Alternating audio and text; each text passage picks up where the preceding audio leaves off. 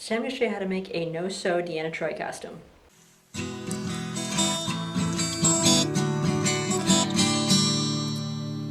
So you want to start by getting yourself a long sleeve purple shirt from a secondhand shop, and then put it on and measure to where you want it cut down to make the V-neck.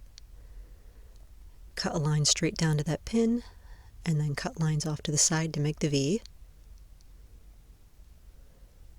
Then get yourself some purple satin in a slightly different shade of purple, and some fabric fuse tape, and just measure that out and cut a piece to stick on the end.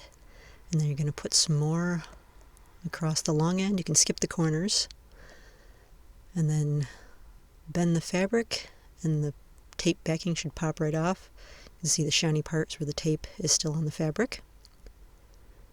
You're just going to fold that back around itself so that the sticky side is still out. Then pull a small section of tape off the long side. You only want to do this a section at a time because otherwise it's very difficult to work with. And just very slowly, very carefully place it along the edge of where you cut the shirt. Just rolling back the tape a little bit at a time. Sticky side down, of course. And just pressing it against the collar. When you go around the curves, you might have to bend the satin a little bit. So when you get to the end, just cut off the excess satin, leaving just an inch or two on the end. And so then what you're going to do is flip the satin and put some more tape along the bottom edge of that side there. You're going to do this, I'm only using like a 5-inch piece of tape here. You just want to do it in small pieces. It makes it a lot easier to work with. So put a small piece of tape, peel off the backing, and then just kind of kick the satin up out of your way. And you want to fold it down around itself until it hits the edge of the purple shirt on the inside. And this will keep the satin from fraying as well, which is why I'm burying all the edges on the inside. So just fold it down around and push it to the collar on the inside and go all the way around the shirt. When you get all the way around the collar, just put a couple pieces of tape on the very end of the satin. And this part's a little bit tricky, but basically just fold it under itself and just kind of play with it until all the edges are hidden. And it ends right on top of the other piece and forms that little V there where you cut the V-neck. Now at this point the satin won't look that great. It'll be kind of smudgy, so get yourself an iron. I'm heating mine up on my wood stove because that's the way I do things around here. Then take a couple pieces of paper. I'm using 2 because I don't want to melt the satin.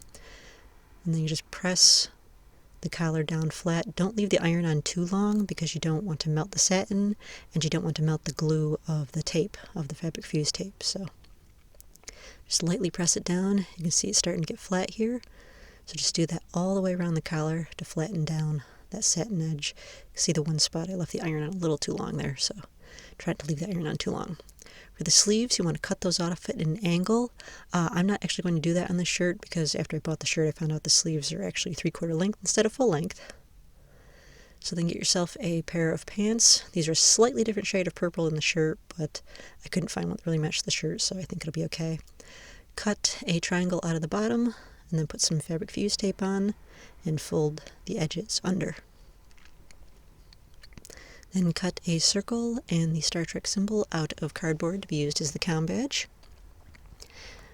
Paint the oval gold and the other part silver and glue those together, and then put a piece of sticky back Velcro on the back.